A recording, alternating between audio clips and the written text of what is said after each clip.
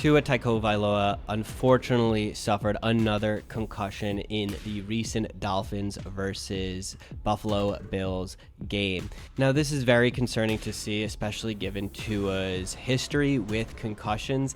And it's important to remember that a concussion is considered a traumatic brain injury. So we're going to take a look at the play right now. As you can see, Tua is running down to get the first down. And you have to respect he's giving it his all. I would have loved to see a slide feet first here and really protect himself, but he collides with Damar Hamlin. You could see very quickly his head turns to the side, and that axial force definitely can cause a concussion. And it becomes even more clear when he goes down to the ground. You can see this fencing posturing position, which is essentially the neurons firing and actually causing muscle activation. So this is unnatural. You could see he also hits his head again on the ground as he's falling.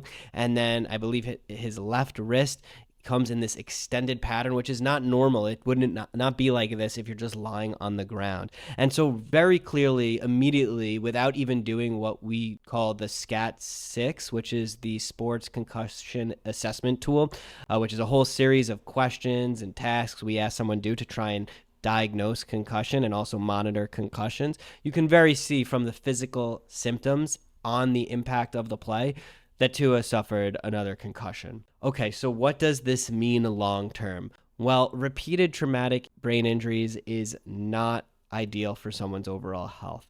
It's hard to say because there's no testing that we can do that, unless there's like a brain bleed or something like that, no imaging right now that will clearly show the concussion. It's more of a clinical diagnosis. There's different signs and symptoms that we can look for, but it's hard to predict how bad a concussion is going to be for every person. Even how many concussions is too many concussions for an individual. So Tua is going to have to definitely consider his own health, his family.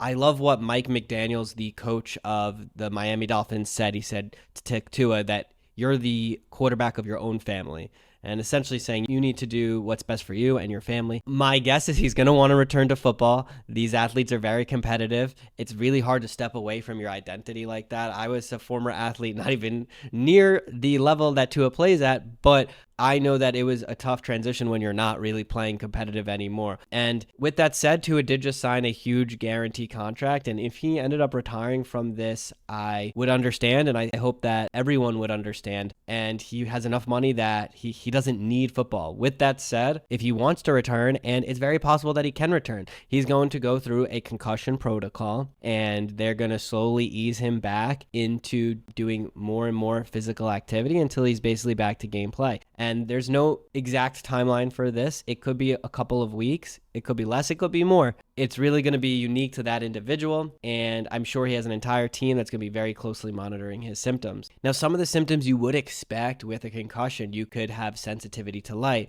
You could have nausea. You could have headaches. And you could have dizziness. You can have difficulty with quick movements. So there's a lot of different symptoms that one can experience. They're going to have to see how Tua progresses. It definitely seems like right after the play, he was out of it, which is expected. And I'm very glad to see that they removed him from the game immediately. You never want, especially soon after a traumatic brain injury, which is a concussion, or I should say a concussion is a form of a traumatic brain injury, you never want to see someone being put back into the game, even at the professional level. And so the medical team did the right thing here. It will be interesting to see what happens in the coming weeks. I'm sure there'll be more information that comes out. But I just want to send my best to Tua, his family. I think that this is a very personal decision on what to do moving forward, especially because he's had these repeated brain injuries already. My personal guess, and this is just speculation, is he'll end up returning to play.